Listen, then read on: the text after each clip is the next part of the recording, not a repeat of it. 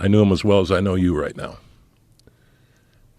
And pretty soon, the manager of the air freight company called us in. He says, boys, your life's about to change. And we said, what's that mean? He goes, we just got the contract to handle all the air freight for the Alaska pipeline.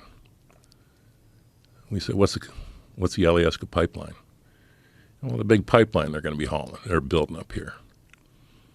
Okay. What's that mean to us? He says, that means you're going to get rich. Your first delivery sitting over at Reed Tool. What is it? Drill bits. How many? How much? 10,000 pounds. You got to remember, we're getting paid by the pound to deliver air freight. Generally speaking, a minimum piece of freight, less than 50 pounds, was like $5.40 a pound or a delivery. We made $700 or something in minutes for them to drive a forklift up, unload the pallet, and haul it off. And I looked at my partner, Ken. I said, man, we're going to do good. And within a short amount of time, within a year and a half, we handled all the air freight north of the Alaska Range. We're bringing in 747 Flying Tigers into Anchorage every night, 3 of them, solid freight.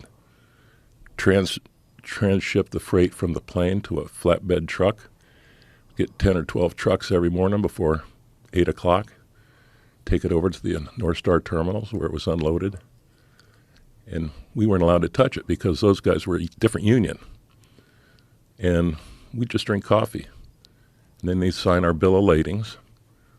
And we'd be out of there every morning by about, well, before the coffee even got cold, with about 30, 40 grand worth of revenue. Now, you give that to a couple young guys that had never had money in Alaska during a pipeline. That's a recipe for disaster. And boy, did we... What'd you do? Boy, did we go through it. It was crazy. We'd walk into a buddy of mine had a restaurant named Jack O'Brien. He called him Ivory Jacks up there in Fairbanks. Good man. And we'd go in and go, there'd be 200 people in that restaurant. And I didn't know the guy very well, but we lived in the same area out in the woods nearby his restaurant. We go there on occasion. I say, hey, Jack, dinner's on me tonight for everybody in here. And drinks. You go, really? I said, yeah, really. At the end of the night, it was like 40 grand. Boom. I'm telling you,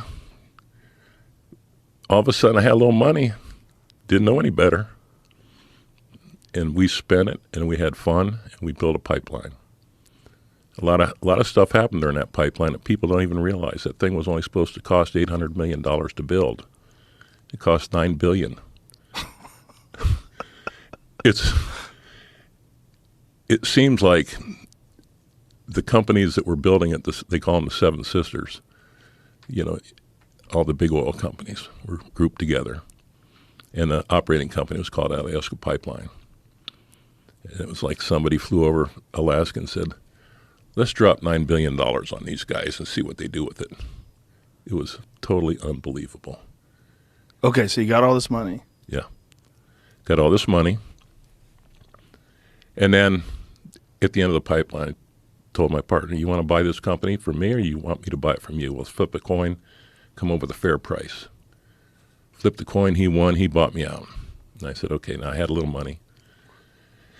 Went to work drilling for uranium for Exxon and Chevron up in the Seward Peninsula for a company called Resource Associates, and was just a guy hauling the drill rig around. And from there, I started getting more interested in the mining end of things. And keep in mind, I'm still a young guy. I'm not married yet.